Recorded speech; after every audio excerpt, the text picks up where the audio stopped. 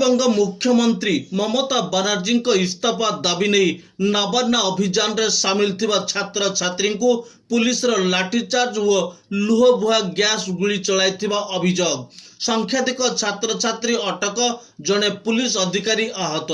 नमस्कार दर्शक, Zee TV Bharat Odia news channel को आपन को स्वागत करुछि। मो रामदास चैनल को सब्सक्राइब कर नथिले सब्सक्राइब करंतु, अधिक रु अधिक शेयर करंतु, आवश्यक स्थले कमेंट करी सचेतन करंतु।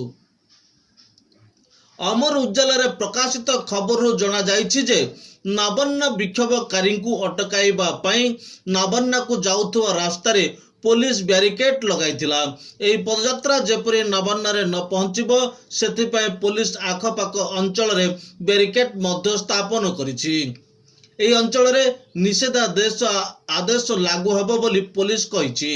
याकू रोकिबा पई पुलिस लाठीचार्ज करी लुहबुआ गैस सेल छाड़ी देइथिला। आरजीकर मेडिकल कॉलेज हॉस्पिटल रो जने महिला डाक्तर को बलात्कार और हत्या मामले रे छात्र संगठन पश्चिम बंगर मुख्यमंत्री ममता बनर्जी को इस्तीफा दाबी करुछि। एही घटना रे दायी व्यक्ति को गिरफ्त करबा को मध्य से दाबी करुछंती। नवान्न हेउछि पश्चिम बंग सरकार सचिवालय घेराव करिबा पई छात्र संगठन तरफरु पदयात्रा करथिले। पुलिस और छात्र संगठन मध्य संघर्ष किपरि आरंभ हैला आसंतु जानिबा।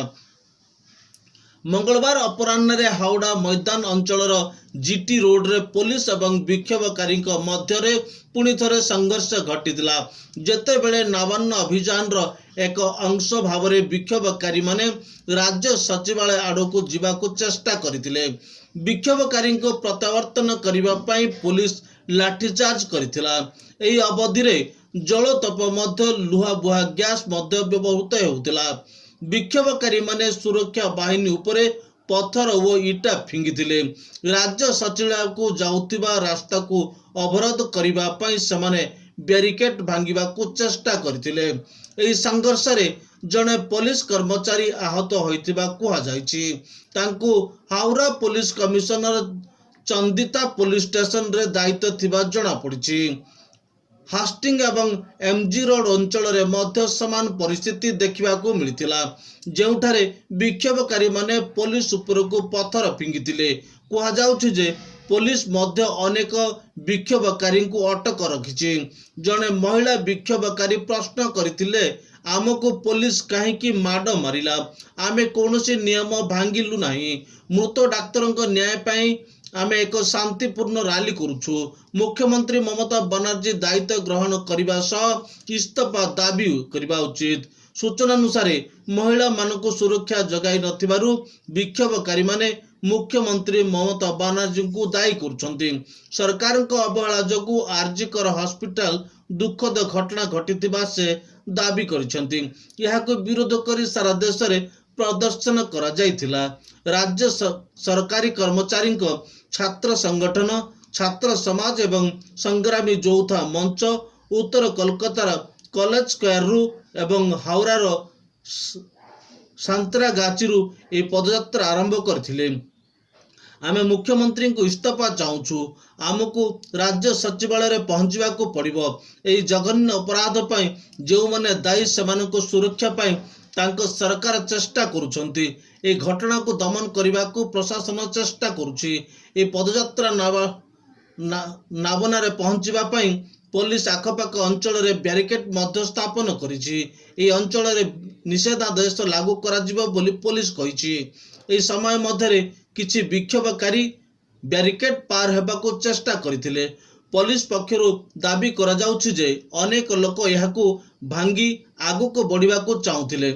यहाकू नियंत्रण करिबा पई एवं विक्षोभकारी को छिन्न छत्र करिबा पई पुलिस लाठीचार्ज करी लुहबुआ गैस सेल छाड़ी देइथिला।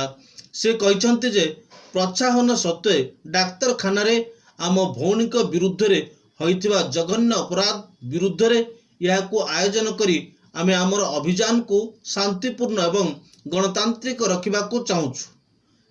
आमे तांको परिवार पई न्याय दाबी करुछु। ममता बनर्जी सरकार बंगला तथा देशर लोकंको न्याय दाबी उपरे सुनिबा उचित। शांतिपूर्ण प्रदर्शनकारी विरुद्ध रे पुलिस निर्दय कार्यानुष्ठान ग्रहण कला कहीं आसंतु जानिबा। मंगलवार दिन बंगला विधानसभा रे विरोधी दलर नेता सुहेंदु अधिकारी अभियोग करिसेंति जे कोलकाता एवं हावड़ा रे नाबन्न अभियान रैली रे शांतिपूर्ण भावे अंशग्रहण करिथिबा व्यक्तिंक विरुद्ध रे पुलिस निर्दय कार्यानुष्ठान ग्रहण करिछि। से आहुरी मध्य कहिसेंति जे जदि राज्य सरकारक द्वारा बर्बरता बंद न हुए तेबे पश्चिम बंग को अटकाई दिया जिवो।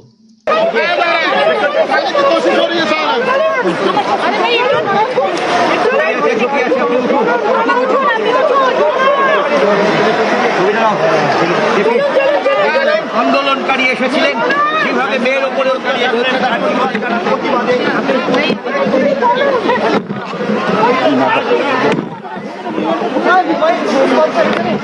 আইনি জমায়েত হিসেবে প্রশাসনের তরফ থেকে ঘোষণা করা হয়েছে। আপনাদেরকে অতি সত্বর এই জায়গা খালি করে দেওয়ার নির্দেশ দেওয়া হচ্ছে, অন্যথায় পুলিশ আপনাদের বিরুদ্ধে আইনত ব্যবস্থা গ্রহণ করতে বাধ্য হবে। আমি এসছি, আমার একটা মেয়ে আছে, আজকে একটা মেয়েকে আমরা হারিয়ে ফেলেছি, তাই এসছি। ছেড়ে দিন আমাকে।